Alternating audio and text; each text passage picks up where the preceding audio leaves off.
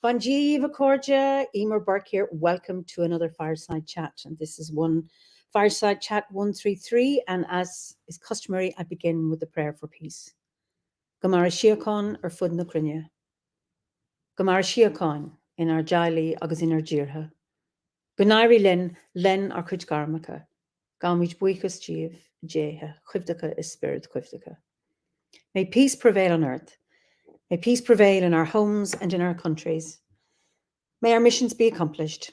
We thank you, guardian spirits and guardian deities. For peace. As fever of day calms towards twilight, may all that is strained in us come to ease. We pray for all who suffered violence today. May an unexpected serenity surprise them.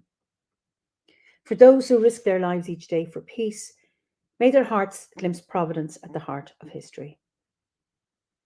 That those who make riches from violence and war might hear in their dreams the cries of the lost. That we might see through our fear of each other a new vision to heal our fatal attraction to aggression. That those who enjoy the privilege of peace might not forget their tormented brothers and sisters. That the wolf might lie down with the lamb, that our swords be beaten into plowshares, and no hurt or harm be done anywhere along the Holy Mountain, with thanks to John O'Donoghue. So you're all very, very welcome, and Happy New Year to all of you. May 2024 bring us joy, peace, and wonder. So let me see where you're all from. Misty County Down, actually, we had a blue sky today, and I took ice for the first time this year from my windscreen. Now, it was 2 degrees. It was below freezing during the night, but it's been lovely, crisp, cold, but clear sunshine. New South Wales, you're up early. Soggy Slough, that is sodden Soggy Slough. Soggy North Hampshire. Happy New Year. County Meath, Belgium, Leeds. Where else are people from? Let me go up here.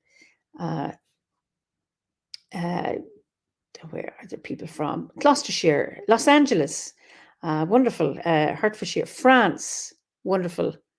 Bunclody, lovely. Madrid, drizzly here. Maine, Oakland, California. So I don't know what it's like over in California. Philadelphia, lovely. Blessings. Oh, I don't know. Timey. This is minus 28 degrees centigrade. Wow, that's in Finland. That is cold. New sunny in California, lovely, 14 degrees. Now, we don't know if that's Fahrenheit or centigrade, but wonderful. John King in Scotland, lovely to see you all. So this evening we go to the UK let me introduce you to my guest, Albie. Albie Bruce. Hi there. So, Albie, you're so welcome. We had some technical difficulties here, and it's just great that we have managed to sort all of them amazingly. Albie, where are you? And just tell everybody where you're from and what your landscape is like. It was a white knuckle ride, actually, getting into this StreamYard studio tonight. I live in a village called Chudley Knighton. Sounds a little bit like an old military colonel. But I'm 2 miles away from Dartmoor, which is absolutely brilliant. And I feel very lucky and very privileged to live in this neck of the woods, because it's a very inspiring place to be. Brilliant. Now, of course, Bo, your wife was on some months ago, and I don't know and she talked about her landscape, but I'd love to hear you talk about your landscape and what it means to you being so close to Dartmoor. Well, I was up there yesterday. I mean, I try and go up there as often as possible, really.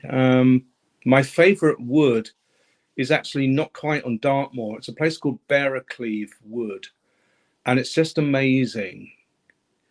It takes about 20 minutes to get in, and then suddenly you're greeted by a stone face. It's an outline of a rock, and it looks just like a face, and it's like the guardian of this whole wood. So very much that sort of granite that's strewn around as if by giants, just tons of it, and with trees almost growing out of it. And it's wild. It doesn't make sense. It's extremely beautiful. Bo and I decided to go to Dartmoor on a Christmas Day. And we thought, we've got to get out. We both had streaming colds and coughs, but we thought, this is going to be the best thing to do. So we'll go up to Rippentor we went to, and it was really, really wet. And it was the path was like a stream. We got to the very top, and we had a coffee laced with Baileys.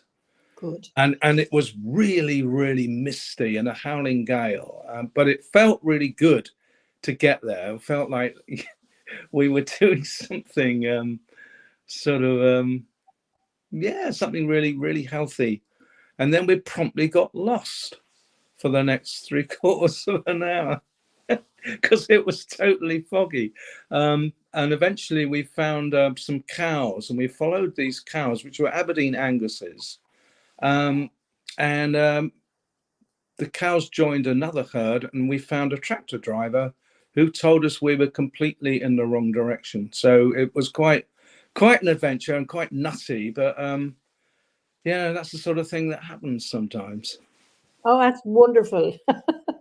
From one herd of cows to another. Brilliant. All the wrong way. That's lovely. Absolutely wonderful.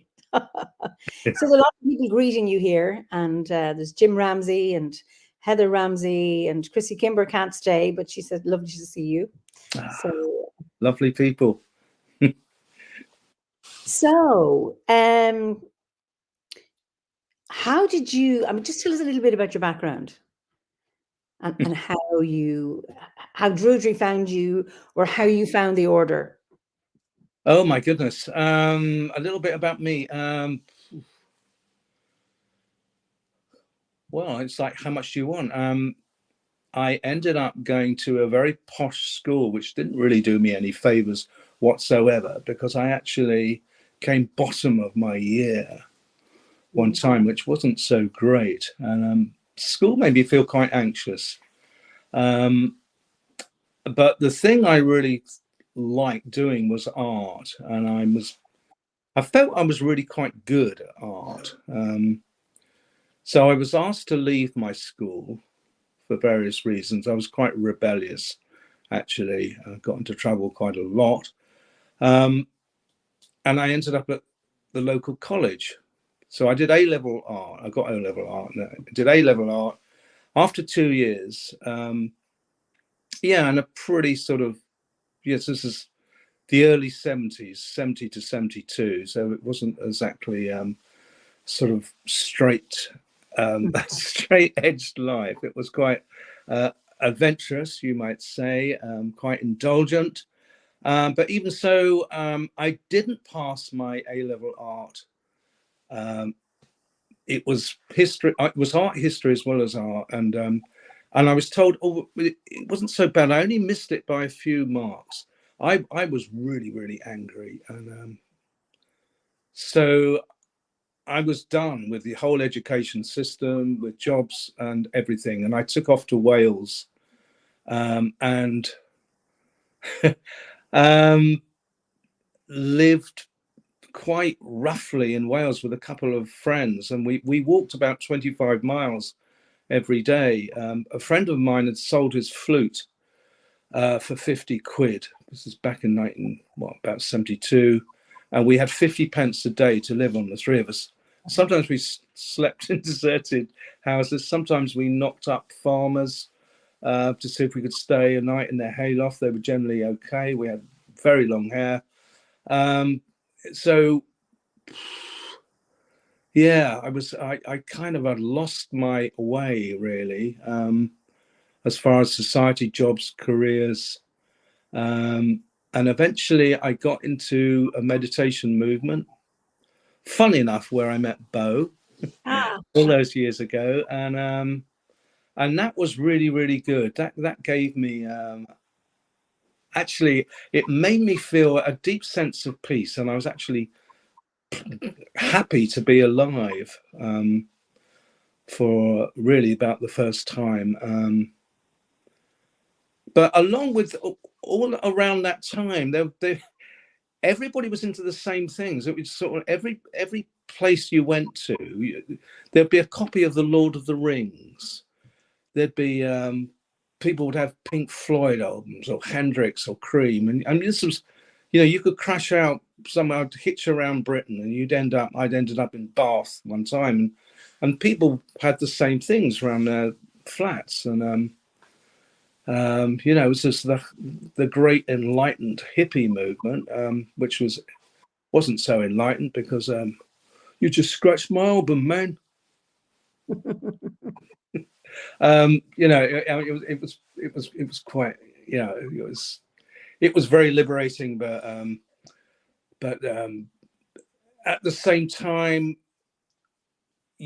I was reading Carlos Castaneda, all about shamanism, and it's funny, really.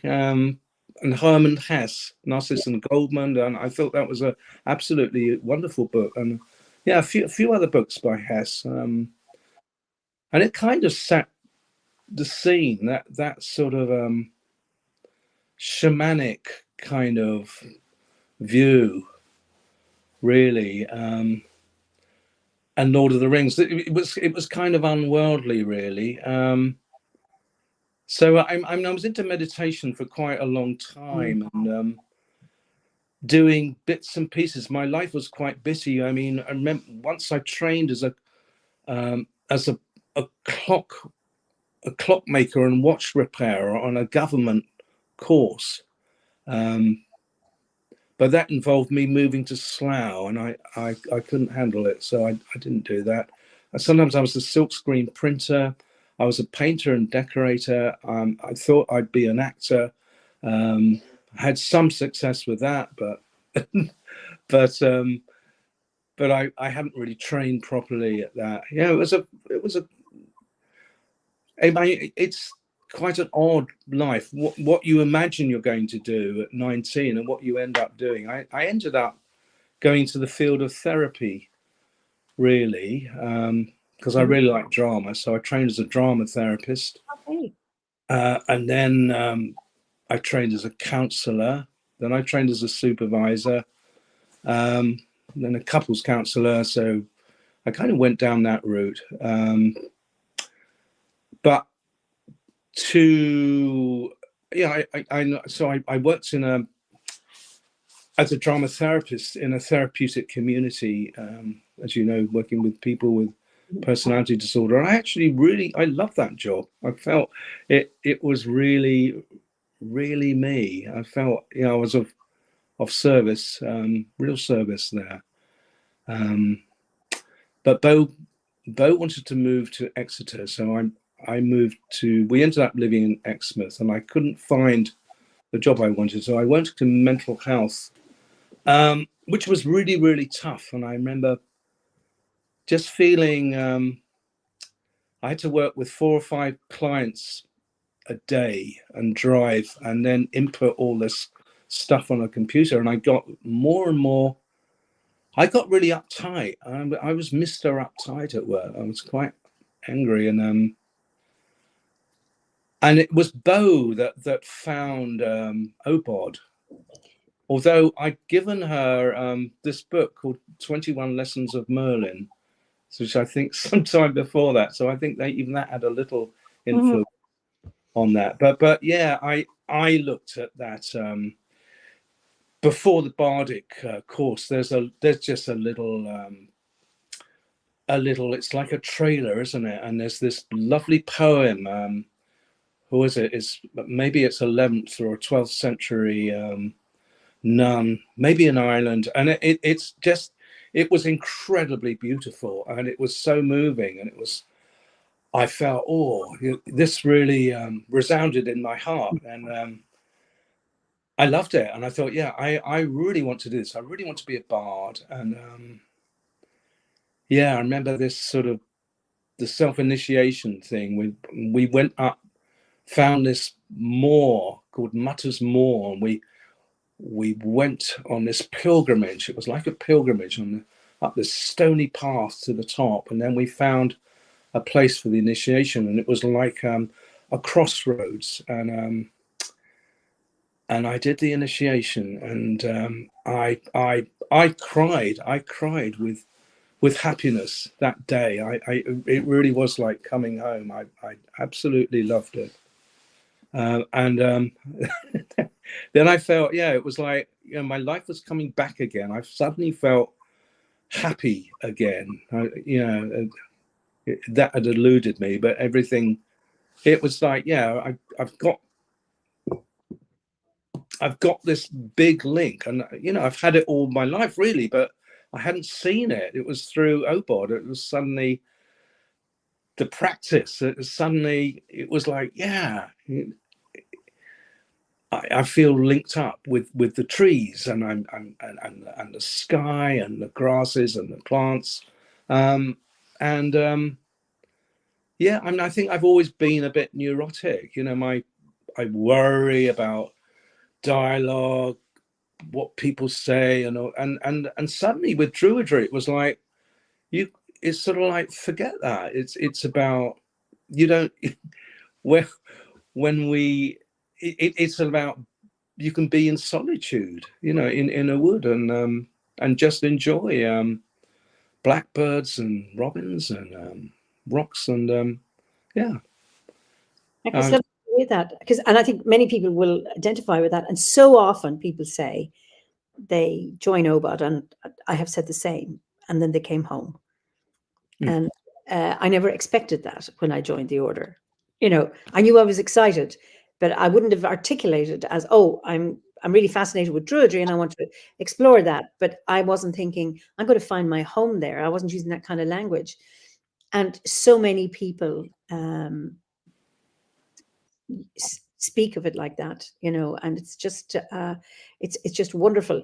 And their comments here, Blake says, I imagine having had such a variety of jobs creates a sort of unique and valuable perspective, offering an understanding and appreciating of many types of people and fields of work.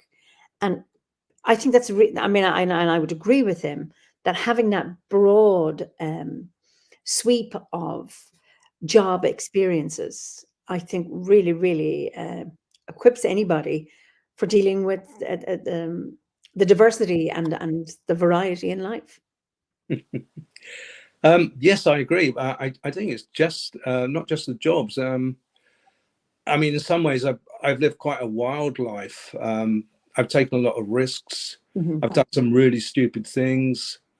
I spent the night in the police. I spent my 18th birthday in Highgate Police Station. I'd stolen a car with a couple of people. I don't regret any of it. It's all grist to the mill. I wouldn't do it now, but it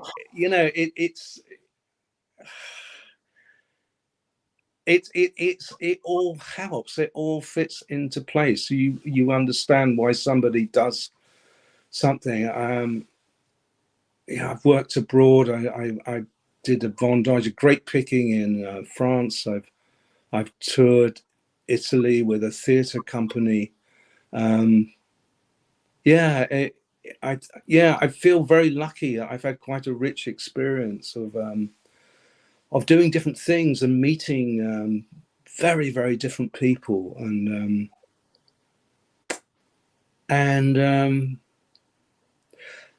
I'm lucky because I feel like I have a lot of acceptance of myself. Wonderful.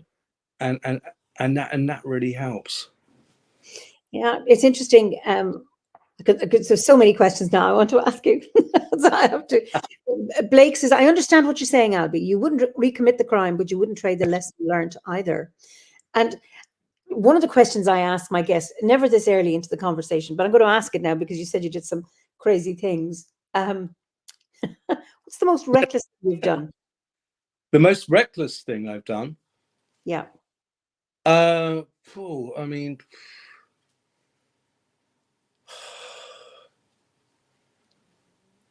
wow. One that you're happy to disclose. There's a few things come to mind.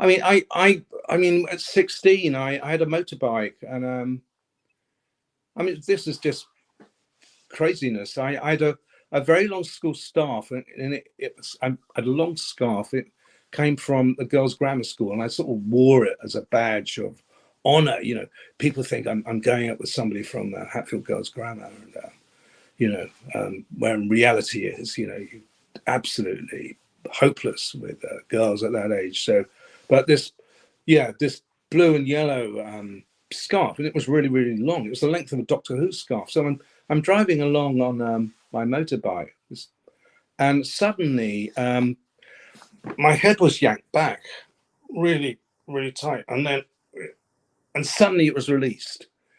I thought that's really weird. And a bit later, I stopped my bike, and the scarf had torn into two pieces. Half of it was wrapped around the chain of my motorbike, and half of it was around my neck. And I was so lucky because the scarf was long enough to have taken up the tension. I mean, it ripped, it broke. It was, and I felt, I've always felt I've got a guardian angel. That's not really a reckless thing to do. I mean, I remember with some friends, we climbed up this cliff in I think it was Allen Bay in the Isle of Wight. We were about 18. We were a bit stoned, and we climbed up, and there was a small group of onlookers watching us because how we were going. It started off like that, and then it ended up nearly vertical. So I mean, you couldn't get any further up. So it involved us slipping back, turning around and going back, and sliding down on our bums for the last 12 feet or so. And there's people just looked at us with incredulity because it was such a stupid place to try and climb, but we hadn't really thought it through. I mean, it's Jackie says, so refreshing to hear an honest journey. And others are saying Isadora Duncan wasn't so lucky with her scarf. And Isadora Duncan, yeah. Yeah, a terrifying near miss. So it's what lessons? I mean, what if those, maybe reckless, careless, not thought through experiences where there've been near misses, but you've actually survived?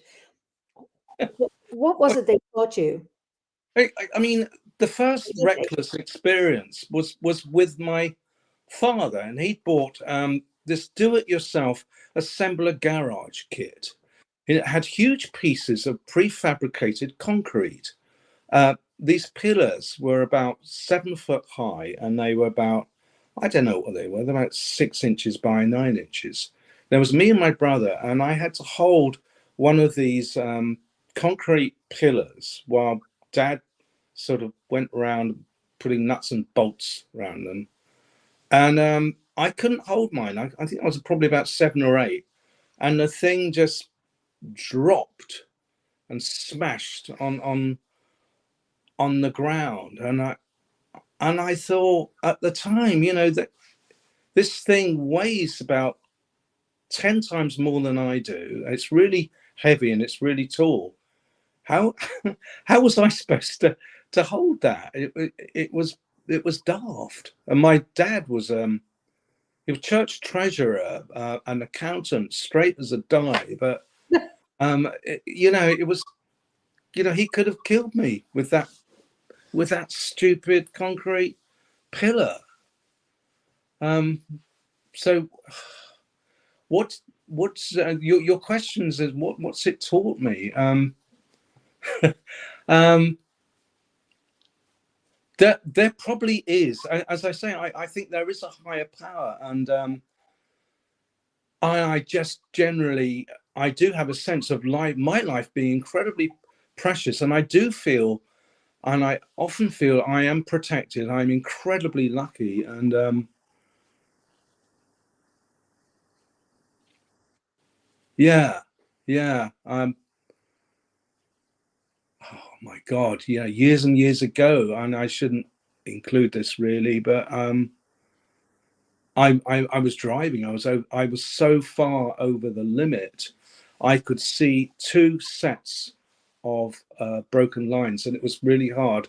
I was seeing double as I drove, and I had to really choose which set of white lines was the real ones, and that was probably the last time I did that. It was absolutely insane. That was the most reckless thing, because I was literally seeing double, and yeah, that taught me a lot.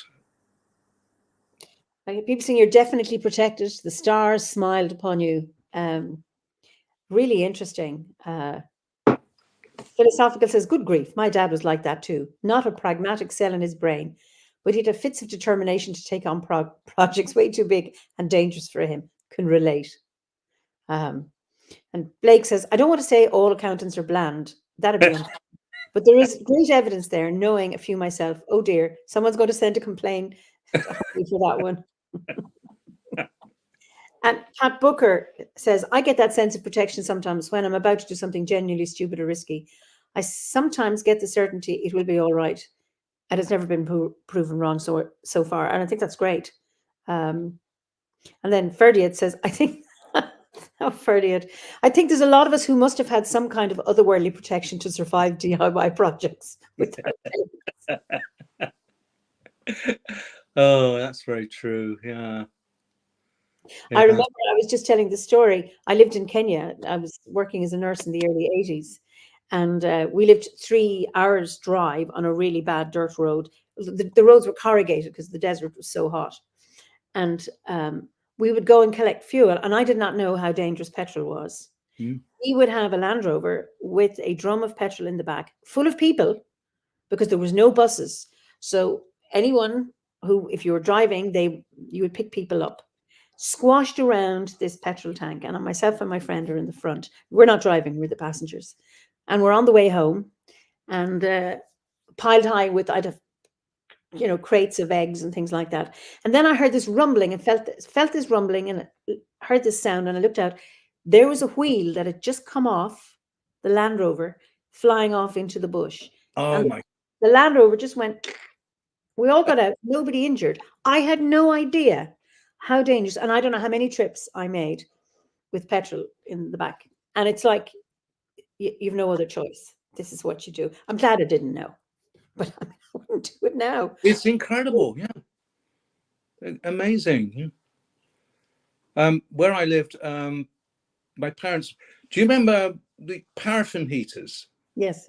In houses, we'd have this big paraffin heater, and the trouble with our one was that it used to catch fire somehow, the whole thing. And when it did that, you had to pick up the whole paraffin heater by its handle.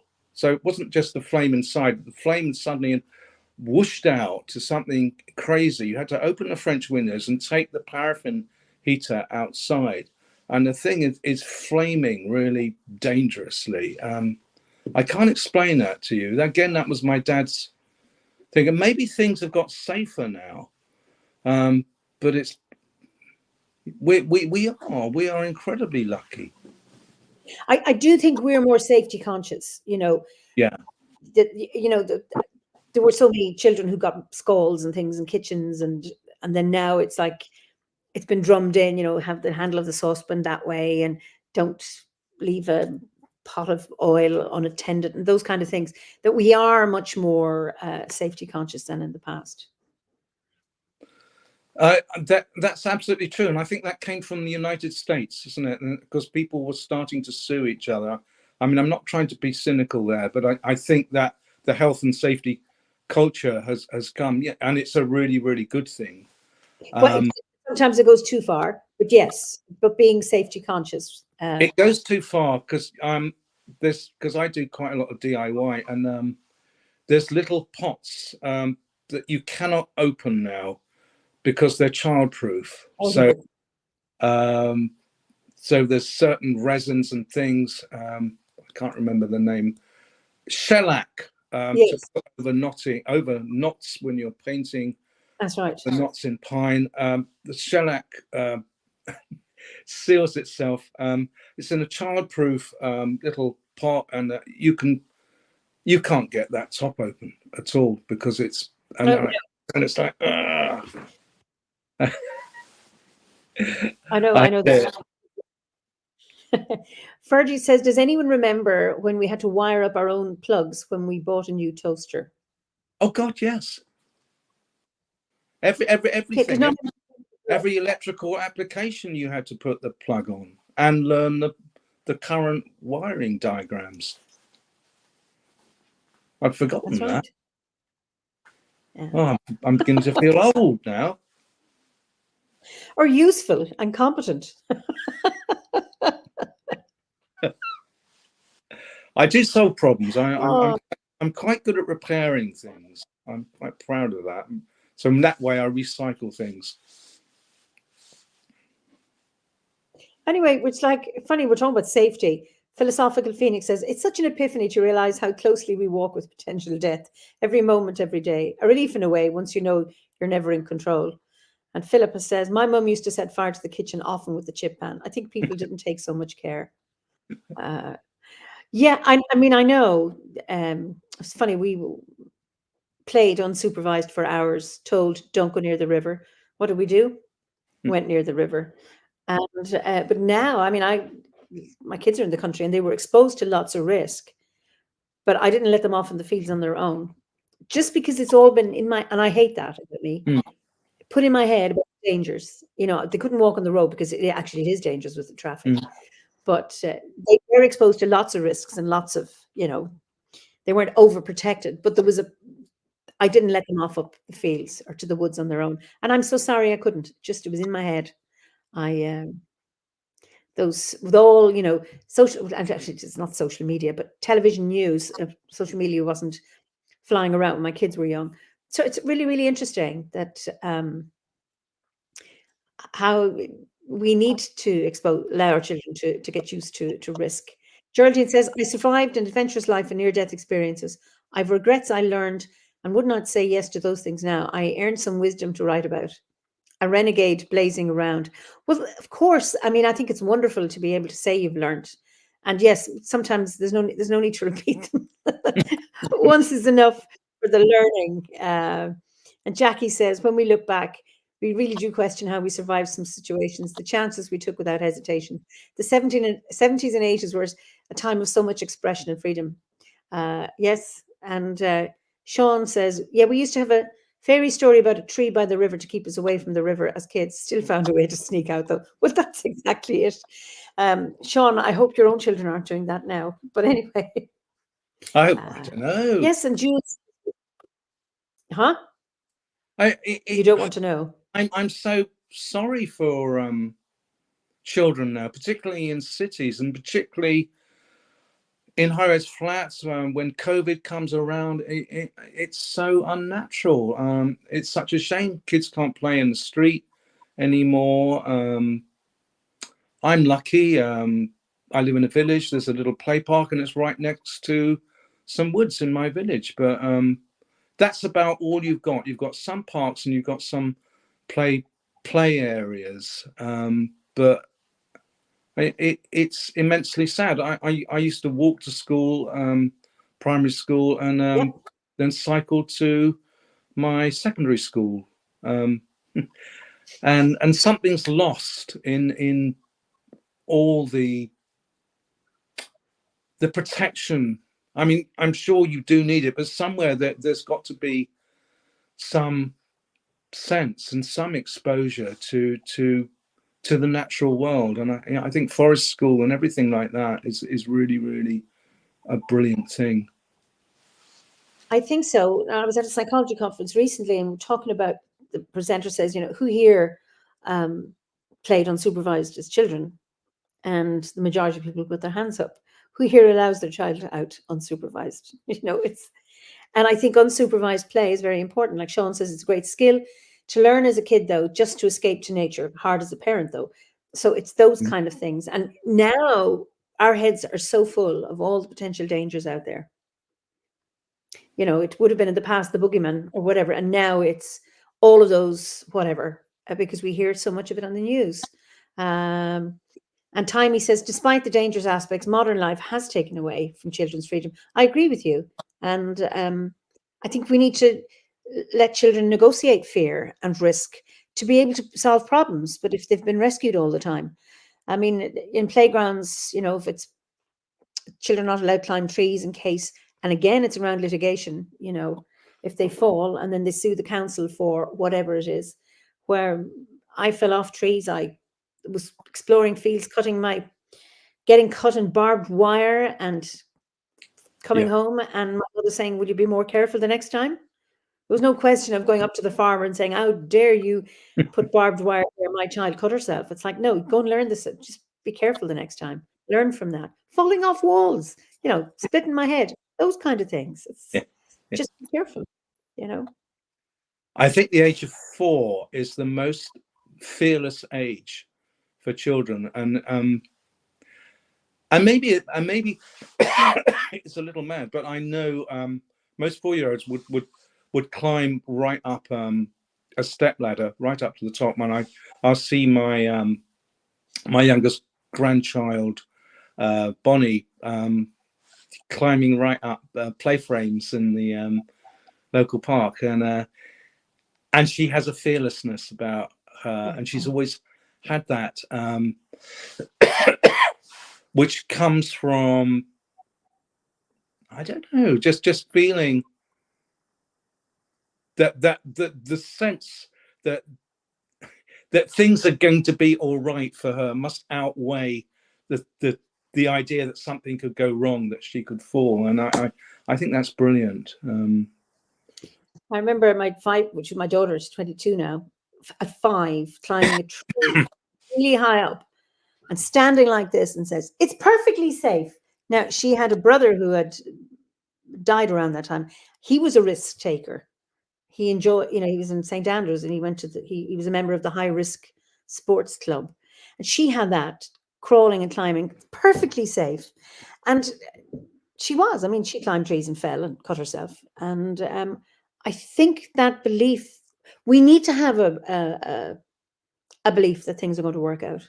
Otherwise, obviously, caution is good too, but we need to have that. I suppose we get up and we get into our cars, or we walk along the road in the belief that we're safe. And we need to. I can't remember who said it, but we're so close to danger and we don't see it. And maybe we are all the time, and we just bypass it. But we also need to be able to do that. And Jules says, I let my son wander, but then we lived in a tiny town with little risk. He tells me how he's glad he grew up that way, in wide open spaces where his imagination could take wing. And that's exactly it, Jules, because in an open field or in a woods or whatever it is, the whole world opens up, in the world of imagination. Absolutely, yeah. The world of the imagination is I don't know. I think that sort of dovetails neatly into druidry, doesn't it? Well, what we can imagine,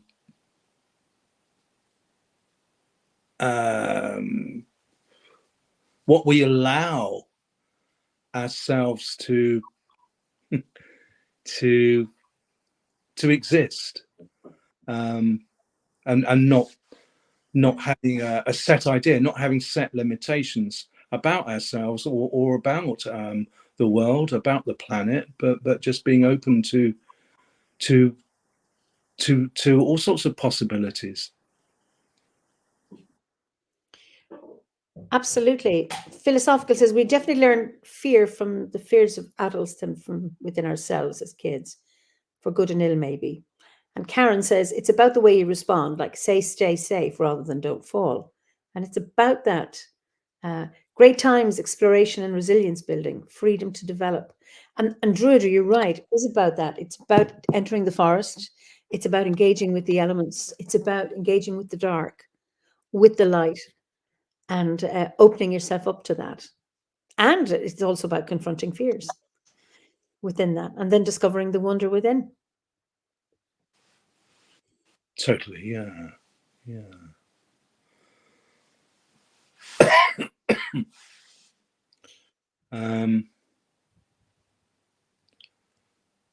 And you're thinking of do I have a reflection on that? Do you have a reflection on that?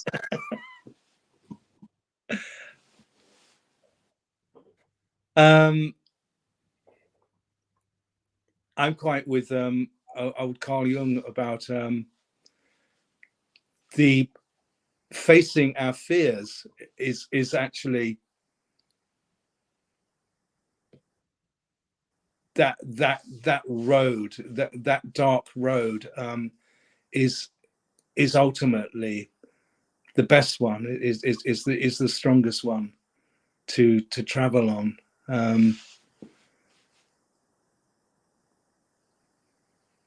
And it takes time and effort and risk taking again, isn't it? It's all about it. There's a whole theme here, isn't it? All through what we've spoken about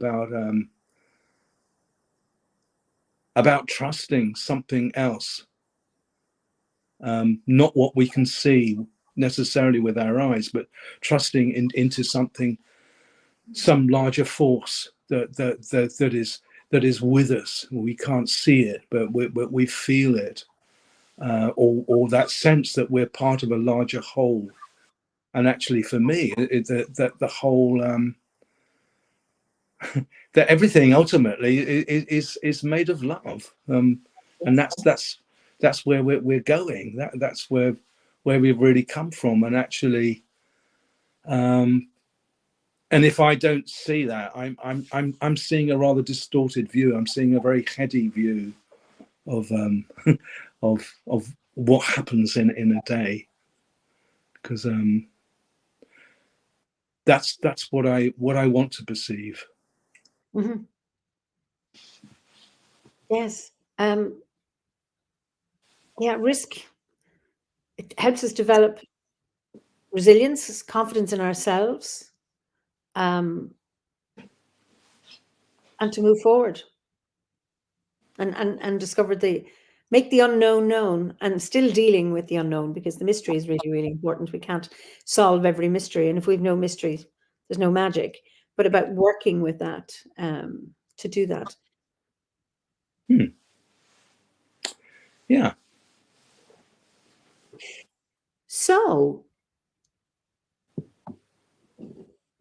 okay, so you did loads of hair-raising things before you joined the order. So, how would you say, what impact has Druidry had on your life in terms of how you live it? How does it support you? Nice question. Yeah. You must have done this sort of thing before, Eimear. Maybe.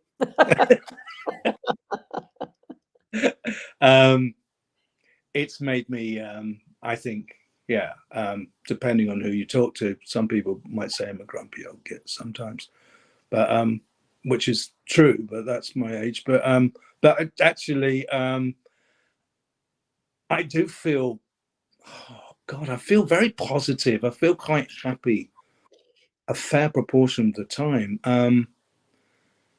How's it affected me?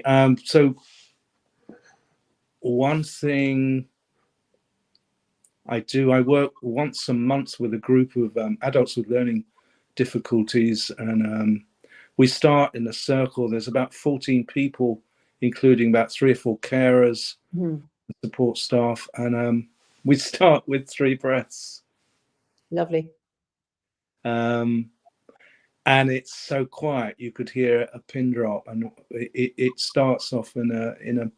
We start in that very, I like to think, very calm and deep way, and it feels real to me. I don't know what other people. Nobody's complained. Nobody makes a noise. Ask people to put their feet on the floor, and it's amazing. It's so that's a little thing that trickles out. Bo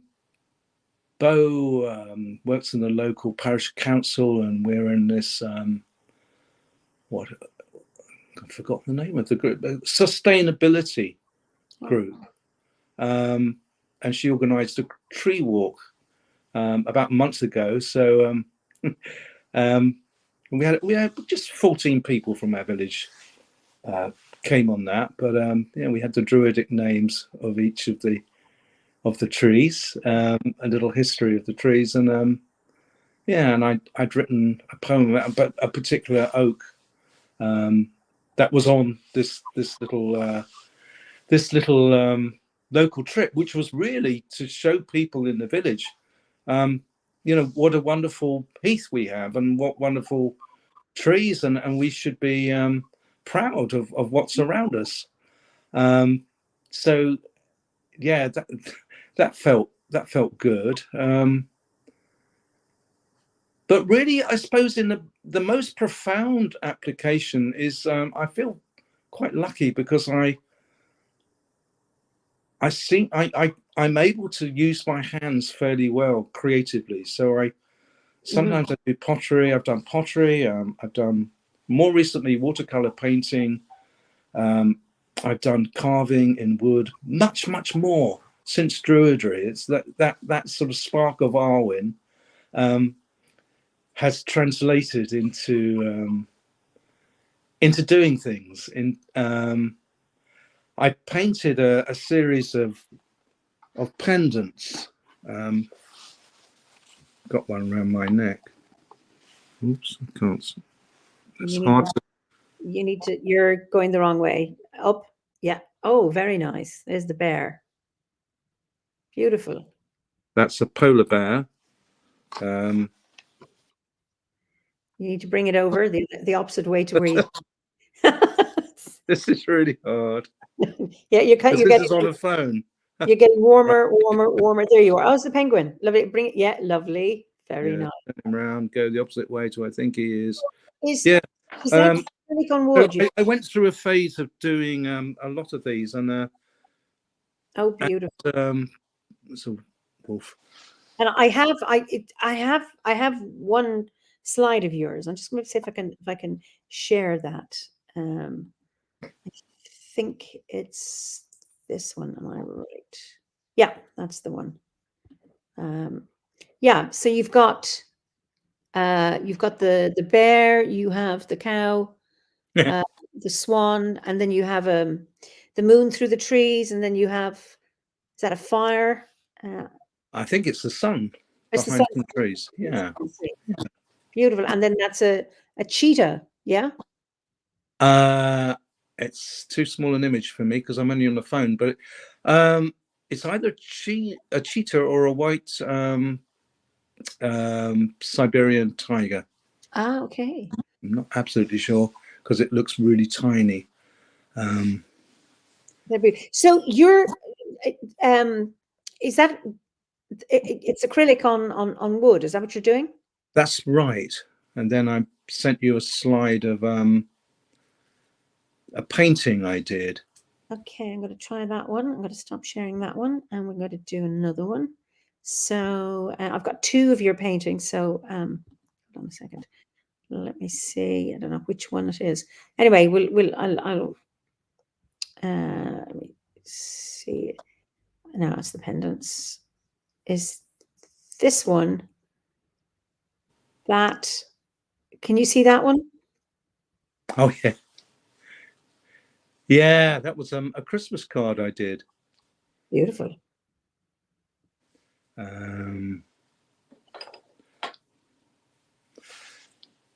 Yeah, just a black and white. But I mean, that was fun doing stuff like that. I do really enjoy trees, and I like the form of trees when the leaves have dropped, and there's something amazing. I always think, oh, it's going to be sad. You know, the leaves have only lasted a few months. It only seemed like May since there was this bright new green on the beech trees, and then it's November and all the leaves are gone. But actually, there's something incredible about the sort of naked form of a tree that is just as beautiful. And then there's one last one I think is a beautiful one too. Is it that one? Yeah, that's the one. I think this is a beautiful one. So tell us about that one. They're druids. I take it in a moonlit forest. That's actually me in a green cloak. Go away. Ah. So this is a place called Wild Ways, and this is a Imbolc, and we'd set up 2 shrines to Bridget, and we'd set up this shrine and actually converted this room to Bridget's healing well, and it was just done really, really beautifully. It wasn't a real well, but actually it kind of was the love that had gone into making this apparent well, and we took turns being the keeper, the person that looked after the well. That was one place, and the other place was in this place called a roundhouse, which is a proper, like an old-fashioned roundhouse made of wattle and daub and thatch, and that was Bridget's fire temple, and you could be a fire minder. And I spent the entire evening walking between these 2 different shrines, and there was a few other people, and I happened to look up as I walked through this wood, and I saw this circle of clouds, and these stars appear in the middle, kind of as I depicted it. And then I thought I must paint this because it's so beautiful. And there was we all carried candles, and in fact there was candles in jars near to light our way on the path between the trees, and they were very tall trees. And I just thought I must try and paint this, and I bought some watercolors, and that painting actually took me about a month to do, but it was beautiful. It's magical. And people saying that's a beautiful ritual. I'm inspired by it. Wow, what an amazing connection. Beautiful. Bridget's flame, breathtaking and magical. Philosophical says prominent winter theme in your work. Hard to find beautiful winter art like yours. Yes, that's beautiful. Thank you very much.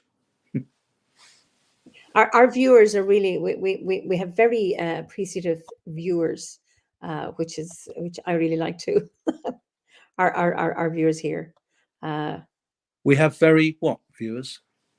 Appreciative viewers. Oh, appreciative. Oh, wonderful, yes. wonderful. And Blake says, I had a colleague in a local shamanic circle I'm part of. She once poetically said that the bare branches of trees in winter look like beautiful lace against the sky. And that has stuck with me. And of course, that comes across in that other painting. Yeah, beautiful pendants. Jules loves the grizzly bear. Yeah. Just wonderful. Thank you so much for sharing that. The moon looks like a well in the sky, doesn't it? It does actually. Well in the sky. It does. Yes. Beautiful. I never thought of that. That's a lovely comment. Yeah. I'm always fascinated when people give you, their take on something, and then it gives you another perspective, even if you hadn't thought of it. But it just allows you to take another look to see if you can see what they see. So the well in the sky is beautiful. Really, really lovely. I indulge myself. I'm a bit of a show off now, so I'm going to show you. This is. Whoa. That's a goddess holding a moon, a crescent moon. Yes. Yes, it's actually a spoon. It's carved out of Oh my Whoops. goodness, it's a spoon. Wow. Uh, Oh, that this is beautiful. this happened during the first lockdown. I couldn't see any clients, so I decided I would try carving. That wasn't the first thing I did. The first one I did was this one. It's I call it a whale spoon. Oh, lovely. I love the tail. Brilliant. And then I did a whole series of And I looked at the quirky handles. Brilliant. So do you have your knife, the hooked knife that, or do you burn it? Do you burn the wood? oh yeah, the hook knife. I know what you. Yes, I do that. I use all sorts of different things, anything and everything that comes to hand.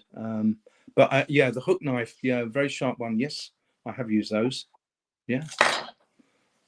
Wow. Or do you burn a bowl? Do you burn to make the spoon first and then carve? No, You no, I start. don't. I, I use technology. I've got a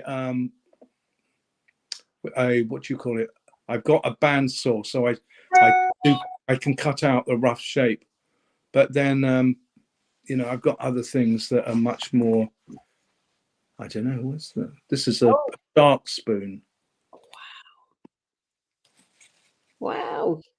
You are so quirky. I love it. Brilliant.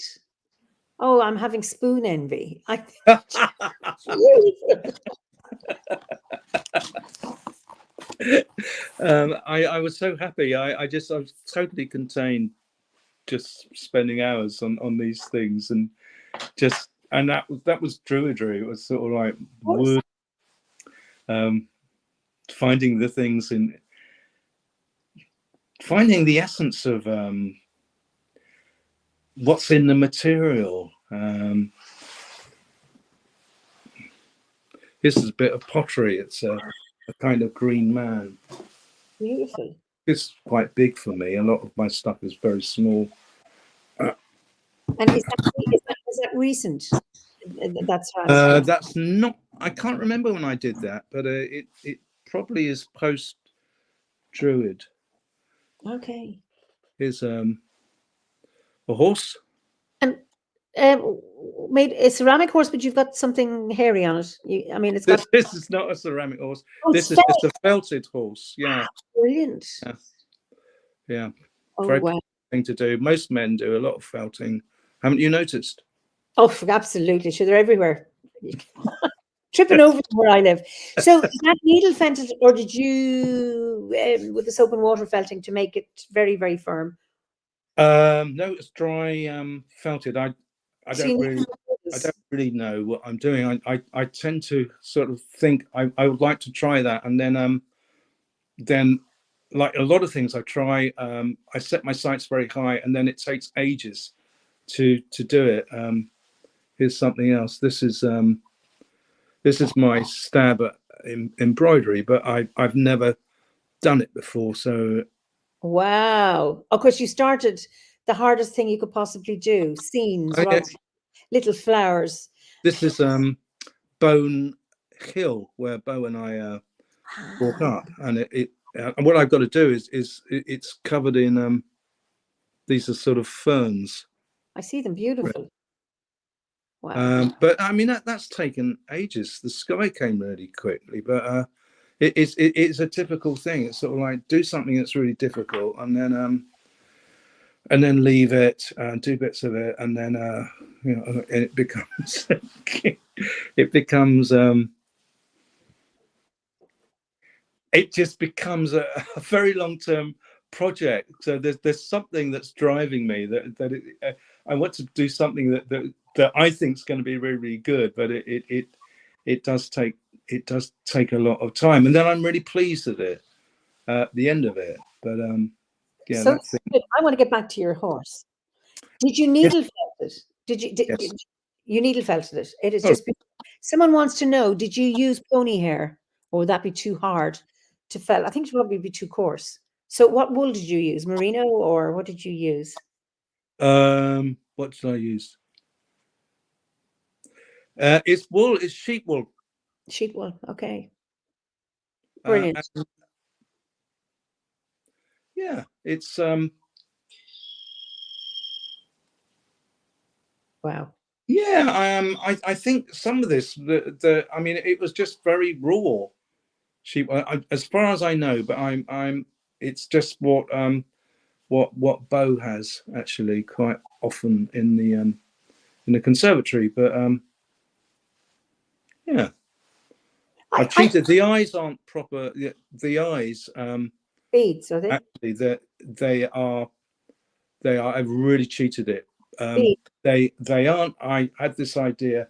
They are pins, glass-headed pins, Brilliant. with black glass-headed pins. Clever. I mean, the comments here, I'm so impressed with your variety of talents. You created the pattern too. That's talent. That's how you learn. Start with something very difficult. It's not how you learn. It's a stupid, because you could backfire and you might put you off doing it. But it's I don't know. I'm a Virgo, which is sort of like a very complicated and a strange star sign, I think. I'm almost one. There's something about perfectionism wrapped up in it all. I understand it. I'm a Leo, but I'm the end of August, or I'm the 20th. So I'm almost a Virgo, and I have Virgo streaks in me. I understand that. Yes. Now, there's Blake, I don't know what star sign you are. He says, we fiber arts people are so demanding. We're over here wanting to know the breed of sheep. So what breed of sheep did you use to make your pony? Oh my goodness me. Bo would know the answer to that, but I'm going to say something like a black-faced sheep, but I don't know. He's a Capricorn. Because Bo gets she actually used to get these sheep fleeces, and we got one from a neighbour who owned a small holding, which was incredible. So it was really next door. The fleece came from next door, and that feels good to be using stuff that's really, really local to you. That's what it should all be about, I think. And would you then wash it and card it before you, or you just take it from? Bo, it was too tedious, too hard to wash it. I think she carded it and then kind of scratched away at any sort of impurities that came out, as far as I remember. And then she spun it on a proper wheel. Ooh, that was good. She's got all the stuff. Wow, just brilliant, beautiful. Now, did you tell me you're going to tell a story? I did say that, didn't I? You did. Yeah. But just before you start, Sean Clancy said, 0 carbon footprint to the art. Love that. Of the place, in the place. Well done, Sean. So if you have a story, it would be lovely to hear it. Okay, I'll have a stab at a story. And it's a story I particularly like. So we can remember the ancient god Kronos, who had a nasty habit of eating all his offspring, bar one. And Rhea was trying to protect. Unless I've got that wrong, the final child that Kronos hadn't eaten. And Kronos was looking for this child. And he met a sea nymph called Philyra. And he was absolutely taken by this nymph, and he just lusted after her, and she was not interested, and she changed her form into that of a mare to get away from Kronos, and Kronos just changed his form into a stallion and mounted her greedily and hungrily, and they mated, and he disappeared.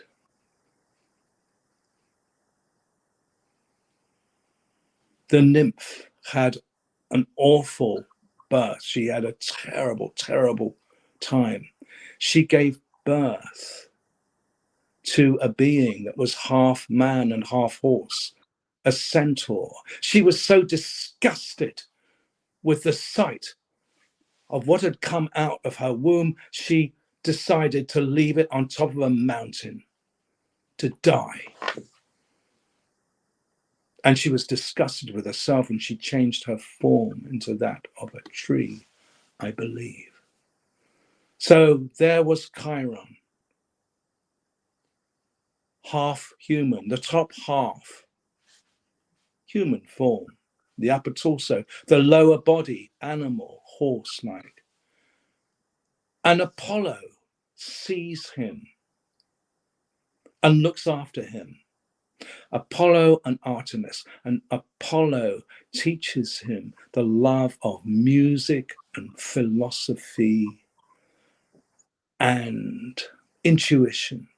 And Artemis teaches him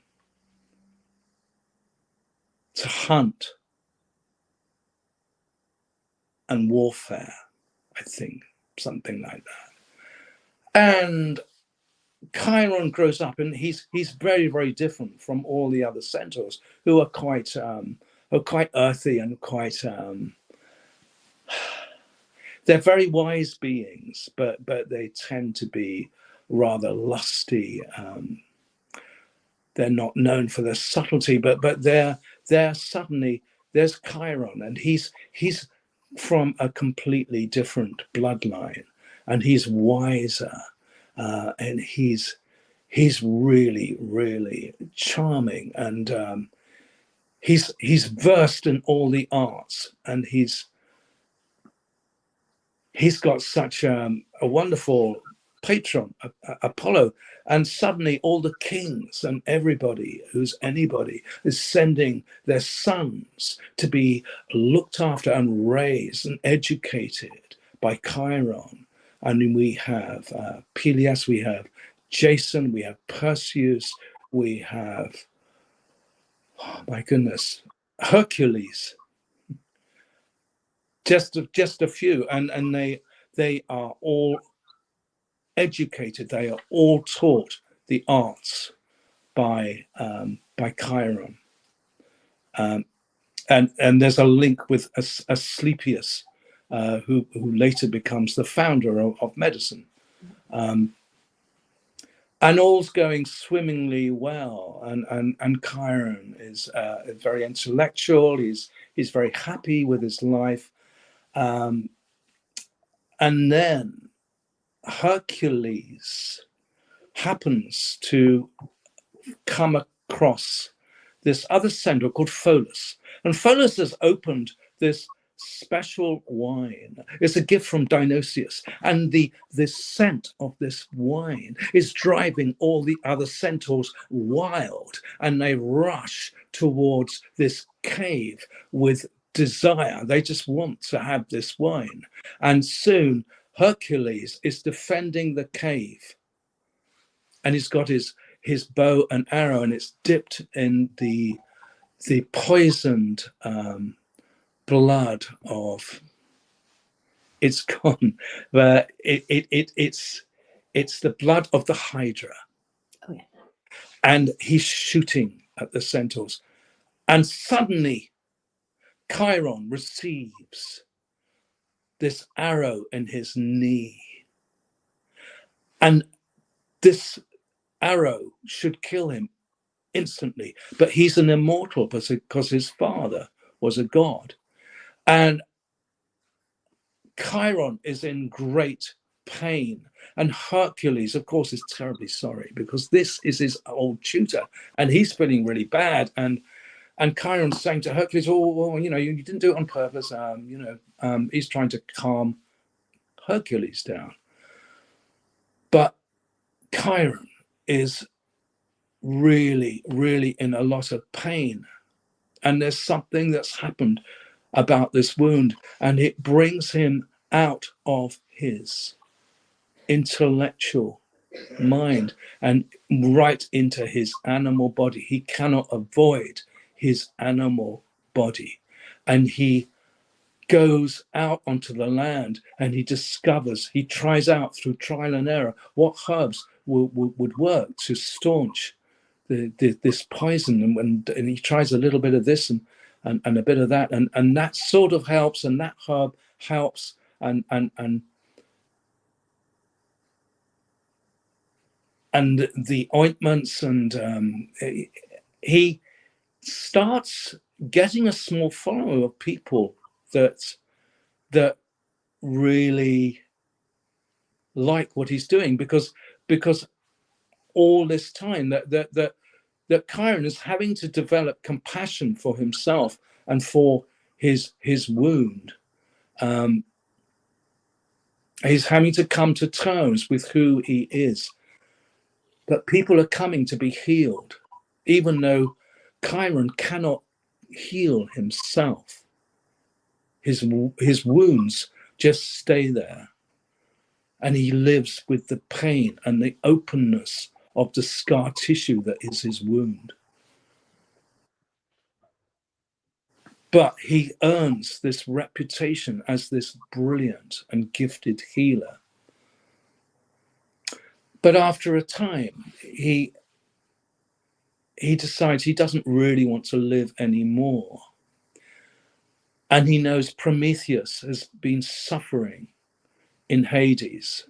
And of course, Prometheus discovered fire, and the gods were angry. So every day his liver is pecked by an eagle. And Chiron volunteers to take Prometheus's place. And Prometheus is released and pardoned by Zeus. And Zeus allows Chiron to die, and Chiron then is cast out into the sky and becomes the constellation of Sagittarius. Of course, so you've got this total reminder of who he is, and that's the story. Beautiful. Wow, that's lovely. Geraldine says Rhea switched her infants with a wrapped stone, and he would put the stone infant, thinking it was his flesh and blood. I take it that was Kronos thinking that. That was a beautiful story, and you highlight his compassion and diplomacy, his brilliance before war, Chiron, and what a generous act to wish to free Prometheus, from his punishment, having given fire to humans. It's beautiful. And he doesn't go to Hades; he goes up into the sky, where he's there, with his arrow. It's beautiful. Lisa says, "Thank you, Albie. A lovely telling." Thank you very much. Very much enjoyed your storytelling. I enjoyed it too. I was able. I'm not a great Greek myth person, and I really enjoy that. And Philosophical says that story has so many deep truths. Also, my husband is a Sagittarius, and now I can tell him I know why he's such a pain. Good. It's amazing what you can learn on these chats. Philosophical. Jackie says, "Great story. Thanks for sharing. Beautiful, beautiful." Thank you, Albie. That was lovely. I think it's relevant to any therapist, really, because it goes back to what we were saying earlier, that our own scar tissue has to be open, that it's by knowing our own attitude to pain and our awareness of pain that creates a place where we can really we can sit with other people. Absolutely. And if I know somehow we're kind of life programs us, particularly the modern world, to expect to be pain-free and do what we can to avoid pain. And it's like when we think of the three cauldrons, the cauldron of motion can only be turned by experiencing grief as well as joy. And that how much we learn, like you say, those crazy experiences you had when you were younger, and that we learn through pain. And what we really need at the moment is compassion. And it's not until we acknowledge our own pain can we feel compassion for the other. And I was talking to a friend of my daughter the other day, a very wise young man. He's 22. And we were sitting across the table from each other, and he was talking about his education. And this observation he made that, in school, his name is Sean, he's a lovely young man, you spend years learning, and at the end of the learning, then you do the test. Hmm. And he says, you leave school, and then there's life. You get the test, and then you do the learning. It's the opposite way around. And it's like we only learn through mistakes, tests, feeling pain, and also joy. Because joy is a challenge. It's not all about, grim trauma and torture, but how important that is. And again, it's compassion, and we need lots and lots and lots of compassion for ourselves, which that was one of Chiron's lessons, but also for the other. And I think if we can have compassion for ourselves, everything starts here. Can I make a compassionate request? And this is unusual, but I'm feeling a desperate need to go to have a quick wee. You go and have a quick wee, and I will read a poem of Howard's. So I have his book here. So this is, I've done this before, but this is one of my favorite poems of Howard. We'll stick with Greece. So it's Aristotle, Howardian Ethics of the Mean, after Nicomachus, with thanks to Cormac MacArt. Choose to do that which brings you towards the virtue of your being. Do not seek what you cannot know. Do not dwell in what cannot change. If your nature be as rock, move down, go deep. If your nature be as fire, move up, flame with sparks. If your nature be as water, move around, meander. If your nature be as air, expand, fill every corner unseen. Stir your cauldron full with pleasure, sorrow, pain, and joy. Learn the difficult craft of choice. Make your way of being a work of art. Not too much, nor too little of any one tint. A finished work of art needs nothing taken away, nothing added. Choose when to be full with pleasure. Choose when to be sure of sorrow. Choose when to grow through pain. Choose when to wallow in joy. Search for the excellence of your being. So easy to have feelings, given out too much or too little. So difficult to find the center of a circle. So difficult to change a habit to virtue, to straighten a bent willow wand, curve it beyond the mean. Anyone can be angry. This is easy. So difficult, with the right person, to the right extent, at the right time, with the right motive, in the right way. This is not easy. Choose to do what brings you towards the virtue of your being. Do not seek what you cannot know. Do not dwell on what cannot change. Seek not to be too little nor too much. Climb the steep path. Stoop to the wind. Navigate the mists for the virtue of your being.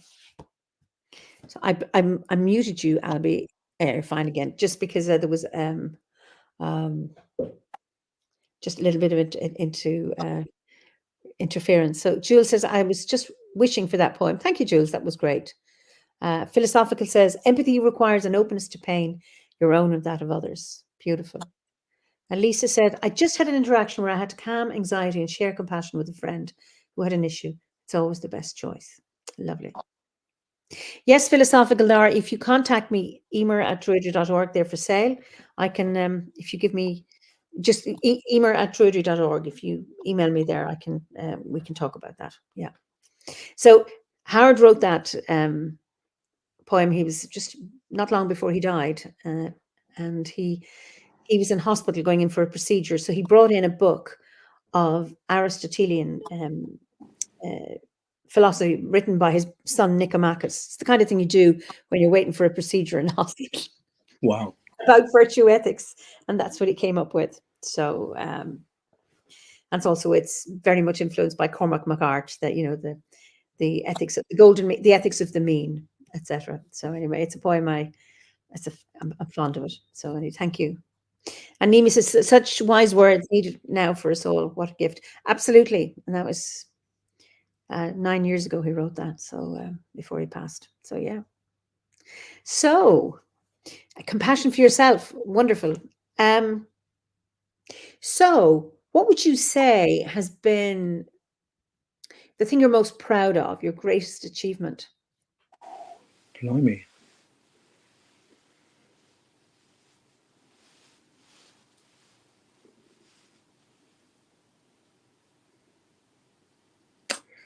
That's key. I absolutely, totally enjoyed working in a therapeutic community and seeing people change,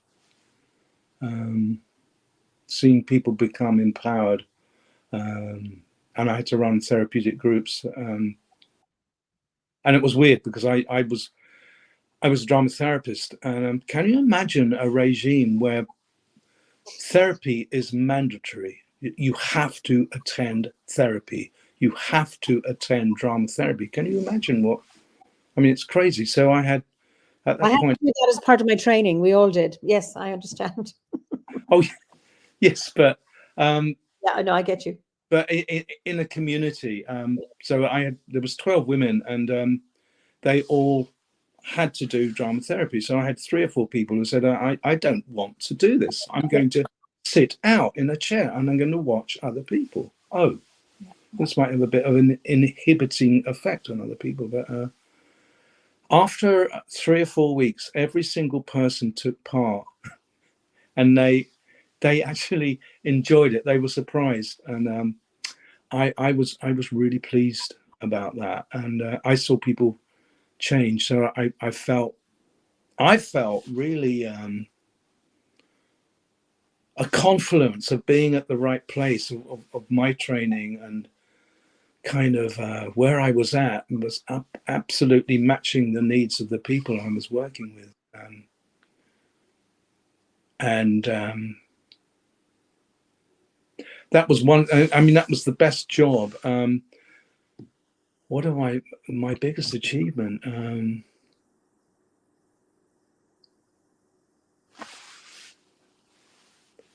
I mean, having a daughter, being in a really good relationship. There's so many things I'm grateful for. I've really enjoyed the community of this druid camp called White Horse Camps, which is unfortunately is sadly no more recently. But that has been it's not an achievement, I suppose, but it's just to have taken part in so many camps there, and felt the flow of Arwen, and felt so inspired as a result of meeting such a strong, such an interesting group of supportive and loving individuals. That's been incredible. I don't know. I'm tons of things. I was in a show in London once, West Side Story.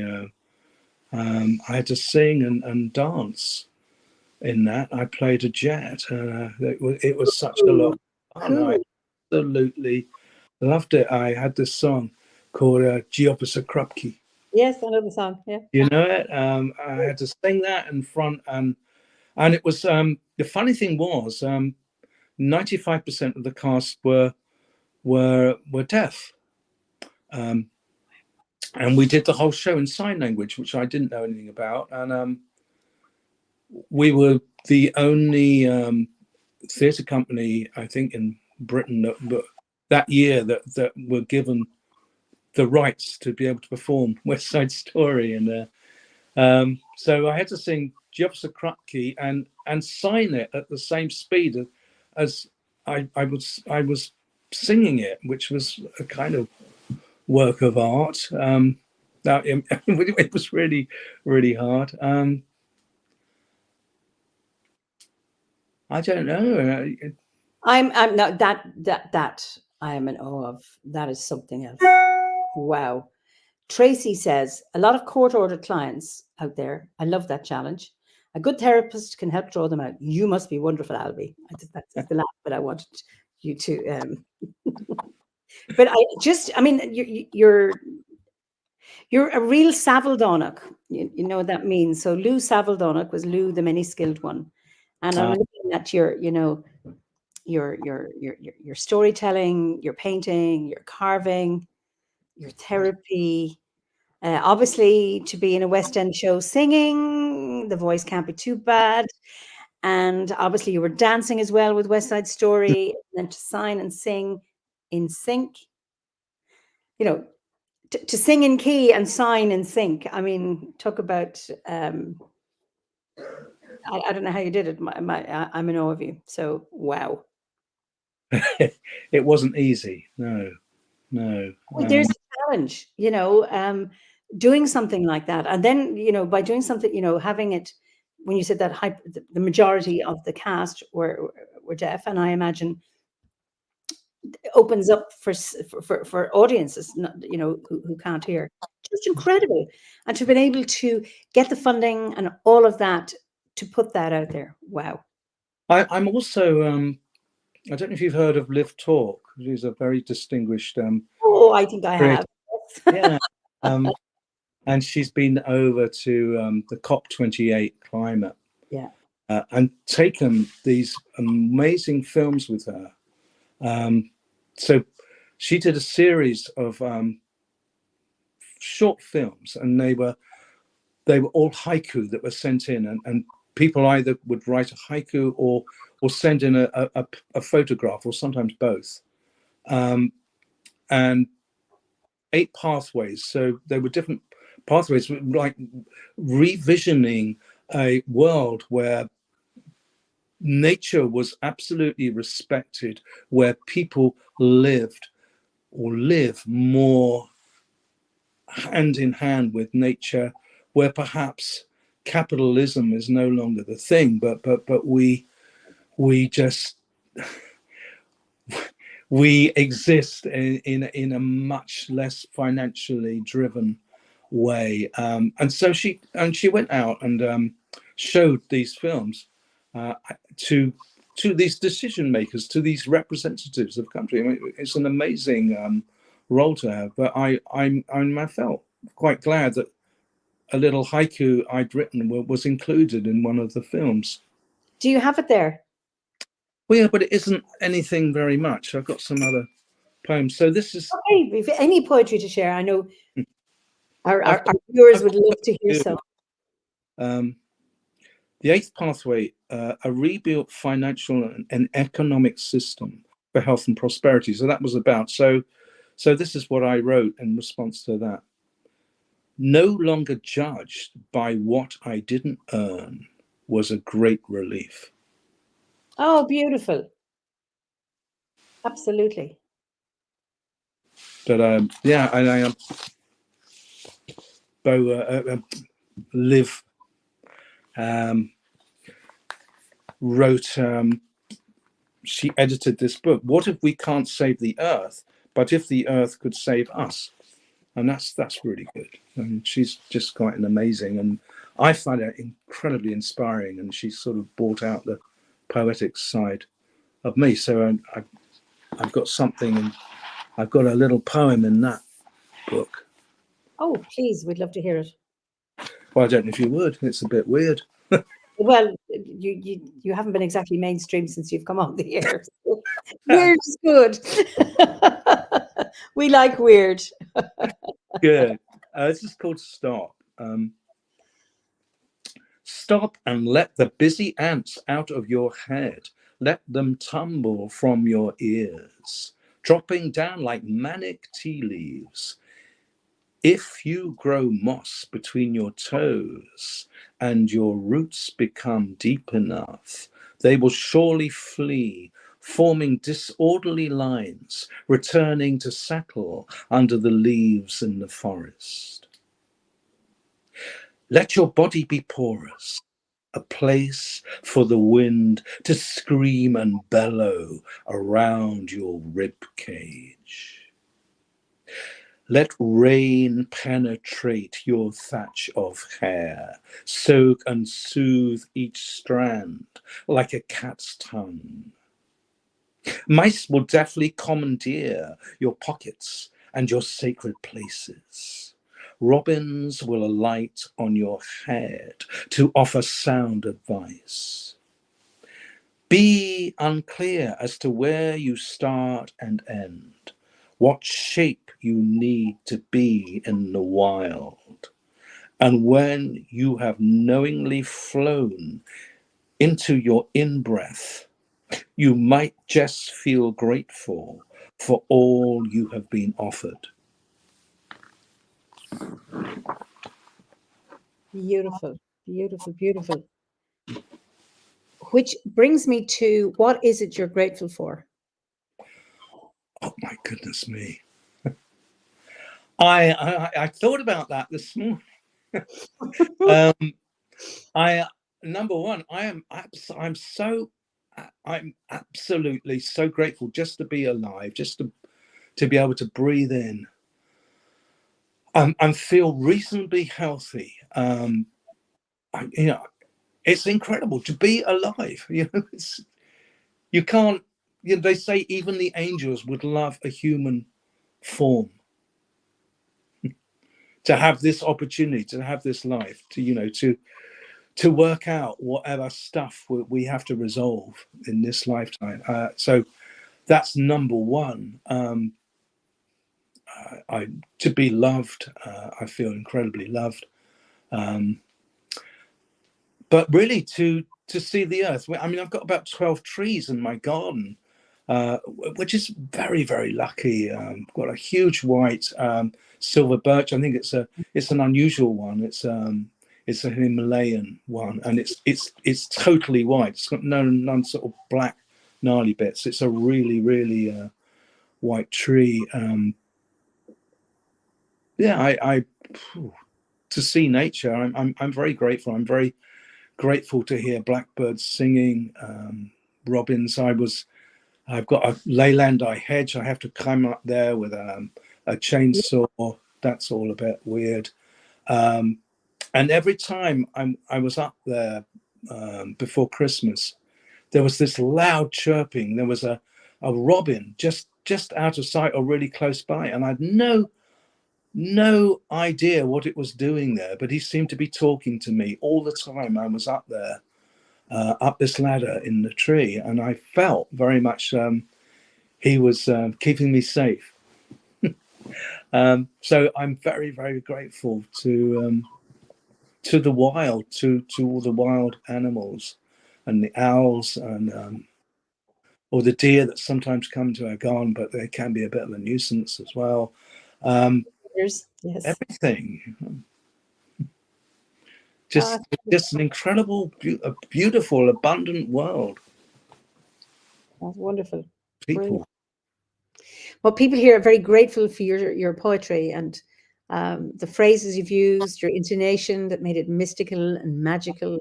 And Natasha says, the trees and the birds are telling me to look up these days. And yeah, just so, so, so beautiful. Before we end, what concern you have? What concerns you about the modern world? Oh my goodness. As much as I feel quite happy, I feel a background rumbling of anger about the lies that we live with deceit and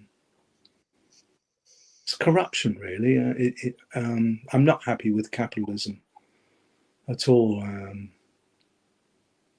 There's enough resources.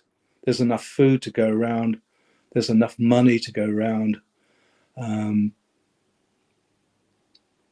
I fear we've been disempowered, and from somebody that 20 years ago wasn't remotely interested in politics, but would always vote. You feel the injustices. It seems to come out more. Were people this corrupt? I ever before? I don't know. Maybe they always have been, but it is that power, the unequal distribution of power, really saddens me. wars, what's happening in Gaza, but it's happening, man's inhumanity. I just wish that we were one. If we didn't have boundaries, if we didn't have separate nations, I mean, look at, Britain. I mean, everything was all part. It was all part of Africa, wasn't it? I mean, years and years ago, we were probably one or two big land masses, and this fragmentation and this assumption of national identities has landed us in a lot of trouble, really. Whereas I think it's an accident that we're born where, and I'm incredibly lucky to live where I am. But that kind of idea that I'm British or I'm this, it doesn't. I have no pride in that. I'd like to be just a citizen of the world. I'd just like to be part of the brotherhood of the world. And actually, the damage we've done to animals and the ecology is huge. The amount of species we've annihilated in our footprint is pretty sickening. Yeah, I could go on. I'm very concerned by it. Yeah. You have so many people who are in agreement with you. Absolutely. There's no one arguing against you here. You've lots of, you're not alone. And I mean, I think it's easy, to fall into despair and hopelessness and get a sense of powerlessness. So, and I think there's something as Druids, we need to watch that we don't do that. So what is it that gives you hope about this? Well, it was good. That actually we can make small scale changes. I mean, I live in a village, and I'm beginning to get more tuned in to the village and do things within the village that are probably helping to make what we're doing a little bit more sustainable, or draw attention to the riches that we have here. So it's the stuff that we can do on our doorstep, and finding out, if our neighbours are okay, and supporting people locally. I think it starts there. I didn't used to think that. I know so many different groups of people distributed in different places, but I do think, it's got to start where you live. You've got to take action and kind of join up the dots locally in your community. And we try and grow as many vegetables and fruit. We've got 6 different apple trees as we can each year. And I don't know. Yeah, I put some tomatoes into the local community fund. I wasn't supposed to, because you're not supposed to put anything perishable in, but they went. They were, just small steps. I think, and just being kind and being inclusive and being open to talking to people, I think. Yeah, I think Elisa says, I get hope from the fact that I'm not alone in my thoughts. And I think the talking about it, knowing that we're not alone, just somebody mentions, I can't get back up there, but, sending out ripples, of compassion, kindness, support. Poppy says it's always comforting to hear people who are so human and caring. Goodness has to radiate outwards, e.g. acts of kindness. And I mean, we do that with our peace prayer, And that beautiful thing you do at the winter gathering, the mistletoe ceremony. Oh, I love that I ceremony. so enjoy that, Eimear. It really really brings me. I tear up when I hear all those that declaration in 6 different Languages. languages. It's so beautiful. Yeah, yeah, it is, and that's, you think, wow, we had, you know, it's what an international order we have, and those threads that go everywhere. And I think the more we share that, the better. We've come to the end of our time, and it is, I could talk to you for hours. And I've really, really enjoyed this. And selfishly, I get so much from these chats because, you know, I've said hello to you at gatherings, but I've never had a conversation with you other than hello, how are you? And something very, very short. And it's really lovely to hear your story and to be wowed by it, and to discover all these talents. And so my last 2 questions, and this is what I ask everybody: what's your favorite season of the year, and what's your favorite ceremony on the wheel of the year? Not hard to answer. I really like May. Yeah. I think it's a very sexy month, actually. It's just tumescence, and the leaves are kind of wet. It's the blossom. It's sort of nature at its height of potency, and it's incredibly beautiful as well. I don't know about having a favorite ceremony, because I don't like anything that, you know, it's like, oh, I'd like to go on holiday at Bournemouth each year. You know, that's what we always do. I always look forward to Samhain. So I try, and because I get wowed by different ceremonies, and at White House camps, with every time there's an Imbolc or Beltane, it's done completely differently, and it wows me. I do really like Imbolc, having said that, but because there's something about winters that are tough, and you never quite get used to them, and they deplete your energy, and you don't go out for so many walks, and you kind of know you should be doing it. It's raining and it's hard. And Imbolc is like that light that comes. You know, the first snowdrops have come out in our garden, and that's sort of like, oh, it's a sign. And the buds are forming on the twigs on the trees. So I do like that. It's sort of like something's coming, that something's dormant. You know, but yeah. I suppose yeah, I mean, it's an interesting question. I love the season. I love the ceremony that I'm in. You know, whatever ceremony it is, I enjoy it.